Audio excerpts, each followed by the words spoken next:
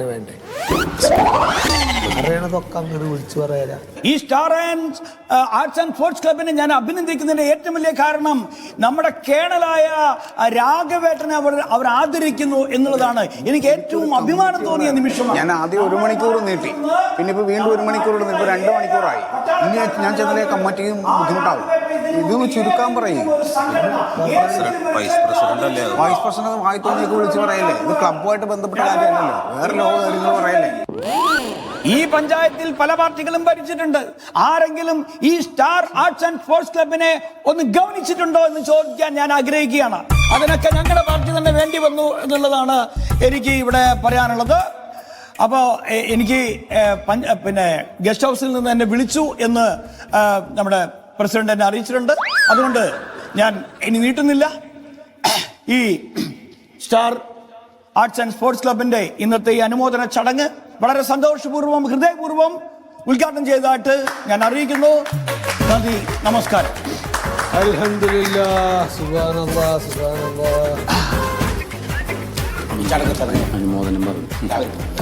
അടുത്തതായി നമ്മുടെ പ്രതിപക്ഷ നേതാവായിട്ടുള്ള മൻമോഹൻ സാറിന് പെട്ടെന്നെന്തോ മീറ്റിംഗ് ഉണ്ട്, അതിന് പോകണമെന്ന് പറഞ്ഞതുകൊണ്ട് അദ്ദേഹത്തെ ആശംസ അർപ്പിക്കുന്നതിന് വേണ്ടിയിട്ട് ക്ഷണിക്കുന്നു. അദ്ദേഹം വളരെ ചുരുങ്ങിയ വാക്കുകളിൽ ആശംസകൾ അർപ്പിക്കുന്നതാണ്. അദ്ദേഹത്തെ ക്ഷണിക്കുന്നു.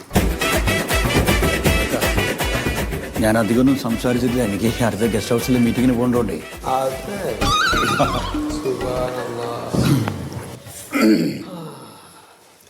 വേദിയിലും സദസ്സിലും ഇരിക്കുന്ന ബഹുമാന്യരെ, ഇപ്പോൾ ഒരു ദീർഘമായ പ്രസംഗം നിങ്ങൾ ആഗ്രഹിക്കുന്നില്ല എന്ന് എനിക്കറിയാം.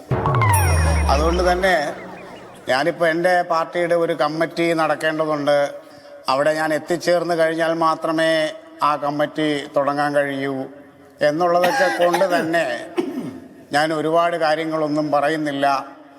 എന്നാലും 1-2 കാര്യങ്ങൾ പറയാതെ നിവർത്തിയില്ല. ഇവിടെ തമാശയായിട്ട് തോന്നിയത് നമ്മുടെ ഉദ്ഘാടകൻ പറയുകയുണ്ടായി, ഈ സ്റ്റാർ ആർട്സ് ആൻഡ് സ്പോർട്സ് ക്ലബിന്റെ വളർച്ചയിൽ അദ്ദേഹം വലിയ പങ്ക് വഹിച്ചിട്ടുണ്ട് എന്ന്. ഈ ക്ലബിന്റെ ഇന്നത്തെ ഈ പരിപാടിയിൽ നിങ്ങളെല്ലാം വന്നപ്പോൾ ആ വന്ന വഴി ശ്രദ്ധിച്ചായിരുന്നു. നിറയെ വെള്ളക്കെട്ടാണ്, വെള്ളക്കെട്ട്. നമുക്കിനി ഒരു തോണി ഇറക്കിത്തരാൻ അദ്ദേഹത്തോട് പറയാം. നമ്മളെല്ലാം നീന്തി കിടന്നാണ് ഇവിടെ എത്തിയത്. വാഹനത്തിൽ വന്നവർക്ക് അതൊന്നും അറിയേണ്ടി വന്നില്ല. പക്ഷെ നിങ്ങളെല്ലാവരും ഞാൻ കണ്ടു, നിങ്ങളെല്ലാം തുണി പൊക്കി പിടിച്ച് ഇങ്ങനെ നടന്നു വരുന്നത് ഞാൻ കണ്ടു.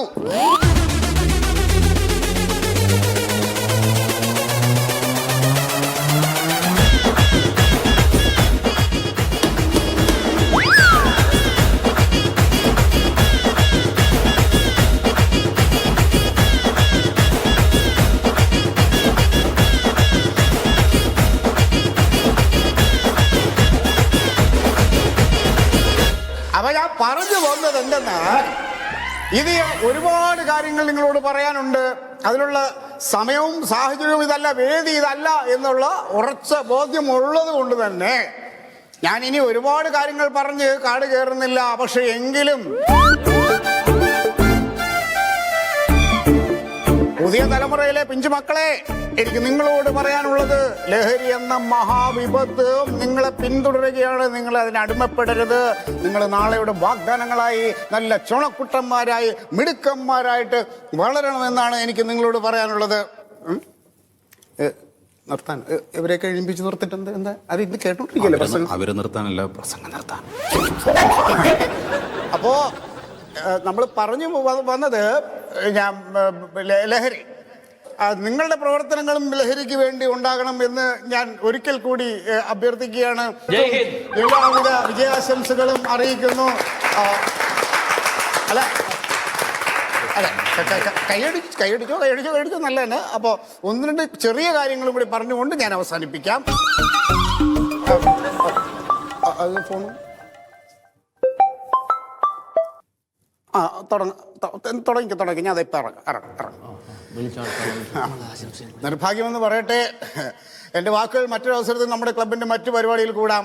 അപ്പോൾ എന്തായാലും ഒരുപാട് നന്ദി, എല്ലാവിധ വിജയാശംസകളും എല്ലാവർക്കും നല്ലവരുടെ. ജയ് ഹിന്ദ്.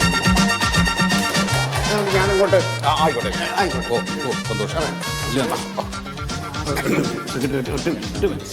അവിടെ ഒരു കാര്യം എനിക്കിവിടെ പറയാനുണ്ട്. ഇപ്പൊ സംസാരിച്ച നമ്മുടെ പ്രതിപക്ഷ നേതാവ് ഒരു കാര്യം ഇവിടെ പറയണ്ടായി. പ്രസിഡന്റിന് വയ്യാത്തോണ്ടാണ് വൈസ് പ്രസിഡന്റ് ഇവിടെ ഉദ്ഘാടനത്തിന് വന്നതെന്ന്. ഈ പ്രസിഡന്റ് അയാളെ പാർട്ടിയുടെ പ്രതിനിധി അല്ല എന്നയാൾ മനസ്സിലാക്കണം. അല്ല, അങ്ങനെ ഒരാളെ സ്റ്റേജിലിരുത്തിക്കൊണ്ട് ഒരു ഉദ്ഘാടകൻ അങ്ങനെ തേച്ചുപറം ചെയ്യാൻ പാടില്ല. അതാണ് മനസ്സിലാക്കണം.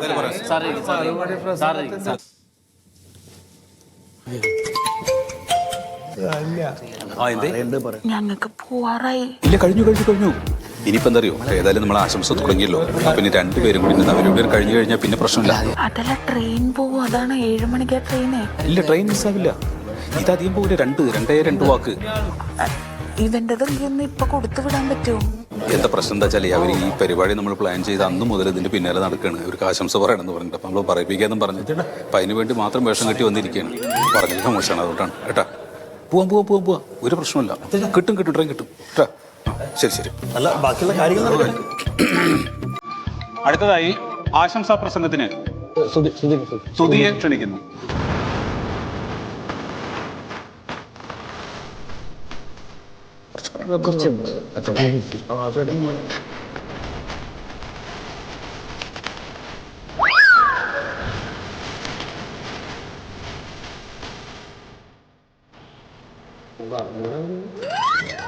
വേദിയിലും സദസ്സിലും ഇരിക്കുന്ന പ്രിയപ്പെട്ടവരെ, ബഹുമാന്യ വ്യക്തിത്വങ്ങളെ, എൻ്റെ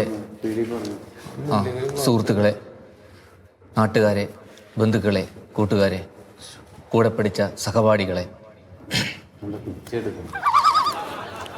ഇവിടെ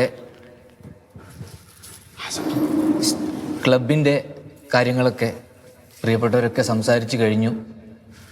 പ്രിയപ്പെട്ട കോയക്ക, അദ്ദേഹത്തിന് മറവിയുണ്ടെന്ന് നേരത്തെ സമ്മതിച്ചതാണ്. ഒരുപക്ഷെ വിട്ടുപോയതാവാം. എൻ്റെ ഓർമ്മ ശരിയാണെങ്കിൽ 1980-ലാണ് ഇങ്ങനെയൊരു ക്ലബിൻ്റെ പ്രവർത്തനവുമായി ബന്ധപ്പെട്ട് ചർച്ചകൾ നടന്നു തുടങ്ങിയത്. എൻ്റെ അച്ചാച്ചനൊക്കെ പറഞ്ഞ ഒരു ഓർമ്മയാണെങ്കിൽ. അപ്പോൾ ഒന്ന് കുയ്യാടിപ്പറമ്പത്തെ കുഞ്ഞിരാമേട്ടൻ കൊടുത്ത ഒരു പറമ്പിലാണ് നമ്മളിവിടെ ചെറിയൊരു ഷെഡ് ക്ലബിന് വേണ്ടി കെട്ടിയൊരുക്കുന്നത്. പനയോല കൊണ്ട് മറച്ച ഒരു കുടിൽ. അതാണ് നമ്മുടെ ക്ലബിന്റെ ആസ്ഥാന മന്ദിരം എന്ന് പറഞ്ഞിരുന്നത്. പിന്നീട് അവരുടെ മക്കളൊക്കെ തന്നെ വലുതായി, കുഞ്ഞിനാവട്ടം മരണപ്പെട്ടു. അതിനുശേഷം നമ്മുടെ ക്ലബിന്റെ ആസ്ഥാന മന്ദിരമായ ആ ഒരു പനയോല കൊണ്ട് മറച്ച ഷെഡൊക്കെ അവർ പൊളിച്ചു മാറ്റി. അതിന്റെ വാശിപ്പുറത്താണ് നമ്മൾ ഇന്ന് കാണുന്ന രീതിയിൽ ഈ കെട്ടിടം പൊങ്ങിയിട്ടുള്ളത്. ഇത് അന്നൊക്കെ പറഞ്ഞിട്ടുള്ളത് എൻ്റെ അച്ചാച്ചൻ പറഞ്ഞൊരു ഓർമ്മയാണ്. നരിമടയായിരുന്നു ഈ ക്ലബ്ബ്. നമ്മുടെ ഈ ക്ലബ്ബ് നിൽക്കുന്ന ഇടം നരിമടയായിരുന്നു. അച്ചാച്ചന്റെ ഒരു ഓർമ്മ പങ്കുവെക്കുകയാണെങ്കിൽ, അച്ചാച്ചൻ ഒരിക്കൽ നെടുമ്പുര എന്ന് പറഞ്ഞാൽ ചിലപ്പോൾ ഇവിടെ കുട്ടികൾക്കൊന്നും മനസ്സിലാവില്ല. വെയിൽ കൊണ്ട് ക്ഷീണിച്ച് മഴ പെയ്യുമ്പോ നമ്മളൊക്കെ പണിയുടെ സാധനങ്ങളൊക്കെ വെക്കാൻ വേണ്ടി ഒരുക്കി വെച്ച മൈക്കിൽ അങ്ങോട്ട് പറയൂ. ഒരു ചെറിയ കുടിലാണ് നെടുമ്പുര. അതിനകത്തൊരു ചേവുണ്ടാവും. ചേവ് എന്ന് പറയുന്നത് എഴുതാനാവില്ല, പറയാനേ പറ്റും. അങ്ങനെ ചേവിൽ നമ്മൾ പറമ്പിൽ നിന്ന് പറിക്കുന്ന തേങ്ങകളൊക്കെ ചേവിനകത്തേക്ക് കൊണ്ടുപോയിട്ട് അതിനടിയിൽ തീയിട്ട് പുകയ്ക്കുമ്പോ ഇത് ബോടയായി മാറും. അന്ന് അച്ചാച്ചനൊക്കെ കുടിച്ചിരുന്നത് ചിരട്ടയിൽ ഒരു കപ്പ് ചായ, ഒരാണി വെല്ലം എന്ന് പറയുന്നത് ഒരു കഷ്ണം വെല്ലം, ശർക്കര, മധുരം ഉണ്ടാവില്ല, പഞ്ചസാര ഉണ്ടാവില്ല. അപ്പോ അങ്ങനെ കഥകൾ ഒരുപാട് പറയാനുണ്ട്. ഇന്ന് കാണുന്ന ഈ ബിൽഡിങ്ങിലേക്ക് നമ്മൾ എത്തി നിൽക്കുമ്പോ ആൾക്കാർക്ക് വീട്ടിലേക്ക് പോകേണ്ട ആശ്രയം വാങ്ങിക്കൊടുത്തിട്ട് വന്നപ്പോ എന്റെ അച്ഛനും അമ്മയും അച്ചാച്ചനും അമ്മമ്മയും ചേച്ചിമാരും അനിയത്തിമാരൊക്കെ തലച്ചുമടായിട്ട് കൊണ്ടുവന്ന് വെള്ളം കൊണ്ടുവന്ന് അന്ന് കുടിവെള്ളത്തിന് ക്ഷാമമുള്ളപ്പോ എന്നിട്ടാണ് ഇവിടുത്തെ കുയ്യാട്ടയിട്ടത്, ഈ ക്ലബിന്റെ കുയ്യാട്ടയിട്ടത്. അങ്ങനെയുള്ള ഞാൻ ഇന്നും ഒരു സാധാ മെമ്പറാണ്, ഒരു ജോയിന്റ് സെക്രട്ടറി പോലും ആയിട്ടില്ല.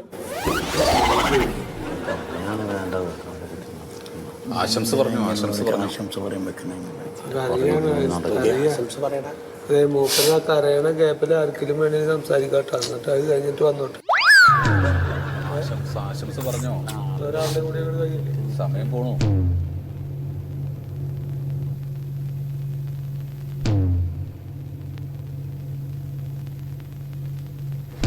ആശംസകൾ, നന്ദി, നമസ്കാരം. കഴിഞ്ഞോ? അത് മാത്രം പറഞ്ഞാൽ മതി.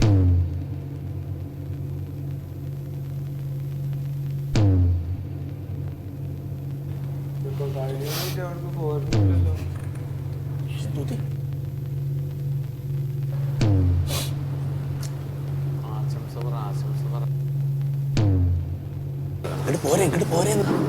എന്നാ അങ്ങോട്ട് വന്ന് ഇവിടെ ഇരുന്ന് കരഞ്ഞോളാൻ പറയും. ആശംസകൾ, നന്ദി, നമസ്കാരം എന്ന് പറഞ്ഞ് പോന്നോ?